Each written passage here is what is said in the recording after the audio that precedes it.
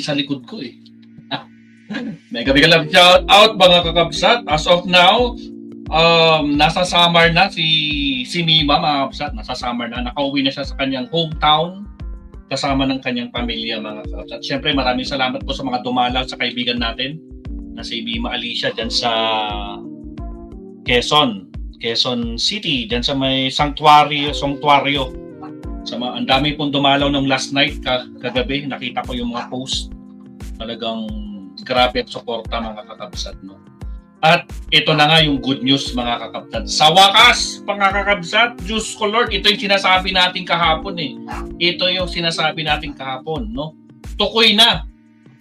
Tukoy na nila yung pangalan at saan yung mga address na pupuntahan. Ito na mga kakabsat, may breaking news. Nahuli na! Na-aresto na mga kakabsat itong dalawang kumag na to, no? At ngayon, dinidikdik na mga kakabsat. Dinidikdik na kung sino ang nasa likod. Mga kakabsat, ito pakita natin, no? Kaya it's a good news to mga kakabsat sa ating lahat, no? At dito malalaman natin kung sino ang nag-utos, mga kakabsat.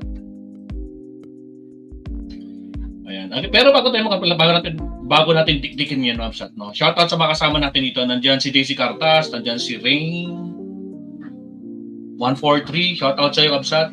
Si M. Jalilan, Madam Leticia, shoutout, long time no see. Good afternoon, Sir Maestro and everyone. Good evening. Good afternoon po.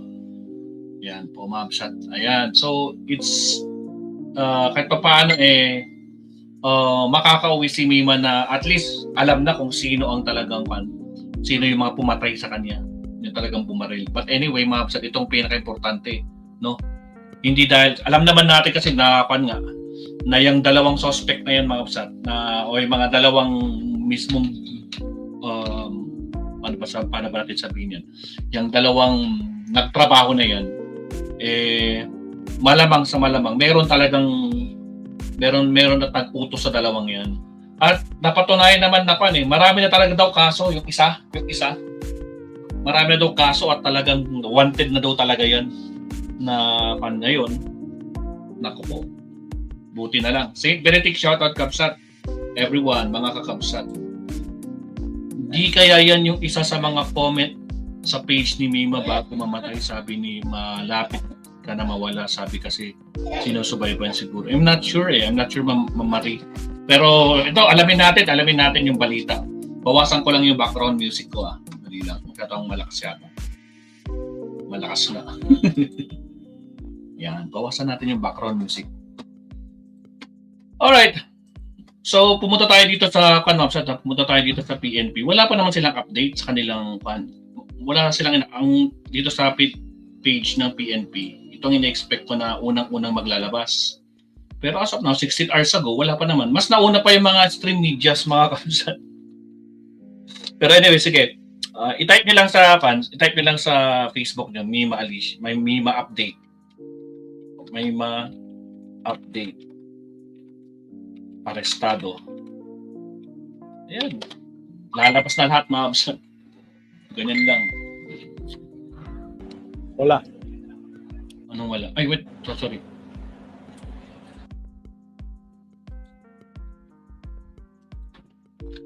Arestado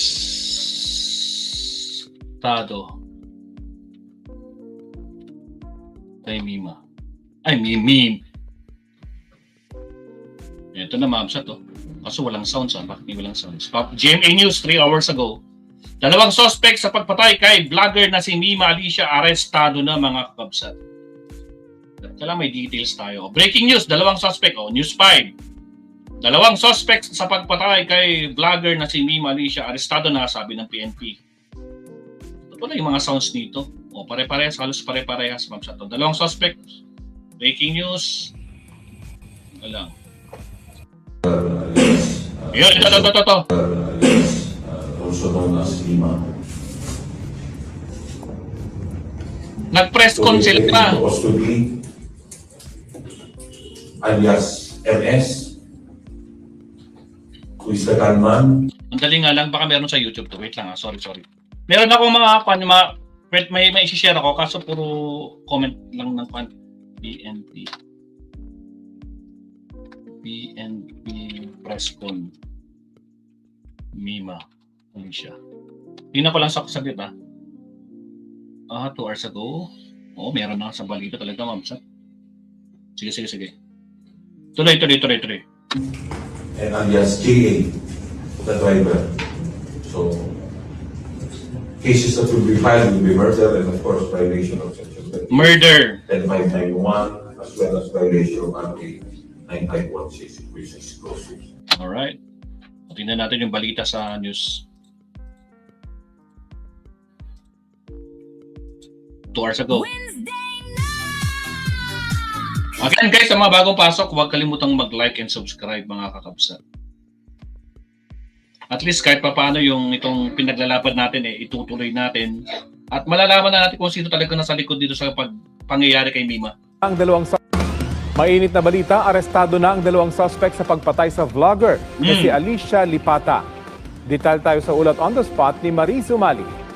Arestado na. Rafi, ayon kay PNP Officer in Charge of Nakakulong na. Investigation Office Chief Police Colonel Allen Rayco, nadakip ang mga suspect dakong 8:20 kaninang umaga sa Barangay Dauma, Balacat, Pampanga matapos ang masusay investigasyon at follow. Wala pong deceiving dito, sir. Sir Bong, wala pong deceiving dito. Arestado na po, nasa kalat na sa lahat ng news outlet.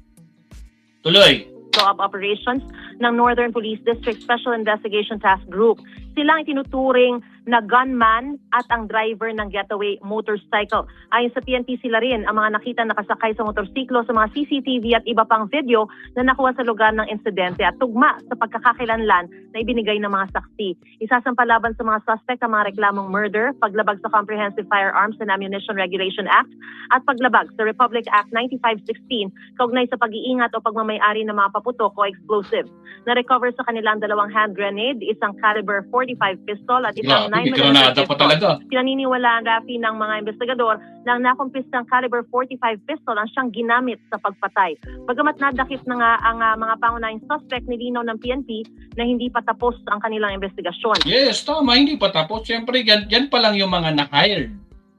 Yan pa lang yung parang ginawa ng isa dyan na nag-hired ng isang assassin para ipapatay ang ating Pangulong Bongbong Marcos. Ganyan na ganyan ang estilo, di ba? Kaya hindi pwedeng kwanto. Hanggang dyan lang yan. Kailangan dikdikin, durugin na hanggang kumanta yan. Diyos ko Lord. O sige, tuloy. Anak ng kamote. Ayon kay Police Colonel Co, may impormasyon ng pulisya na posibleng may iba pang taong sangkot sa pagpaplano at pagpapatupad ng krimen. Hindi pa nila isa sa publiko ang mga detalye para hindi raw makompromiso ang kanilang operasyon. Patuloy pa rin sinusuri kung ang motibo sa krimen ay may kinalaman sa politika. Again, ulitin natin yung sinabi ng PNP, Mabsat, hindi nila nilalabas yung pangalan.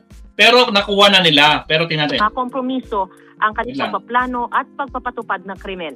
Hindi pa nila isa sa publiko ang mga detalye para... Hindi pa nila sinasa publiko. Pati kaya naghanap na ako ng clear na mukha Wala Blinerd talaga nila Hindi raw makompromiso ang kanilang operasyon. Patuloy pa rin sinusuri kung ang motibo sa krimen ay may kinalaman sa politika, personal na alitan o pareho.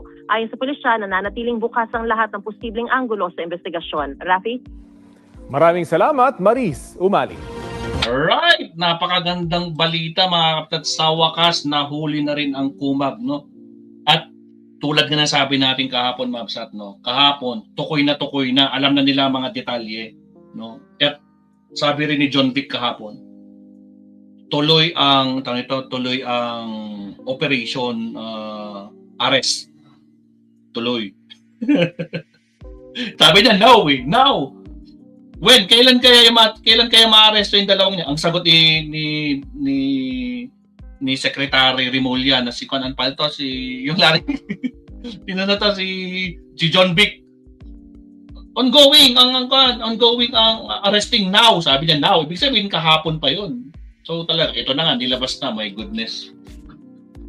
No? Alam ko pati yung mga ibang kasama ko kaya sabi ko putragis, naunahan niyo na naman ako Pero okay lang kasi ito at least kahit paano yung kakwentuhan namin yung nanay ni Mima nung second day nung lamay nung nandun ako. Sabi ko Nay, paano ba yan? Kasi siya ang panganay, si Mima yung panganay sa 4 na magkakapatid, panganay si Mima. Tapos yung anak niya na isa, na yung 4 years old, hindi pa nila pinapaalam na ganun nangyari kay Mima na mama niya.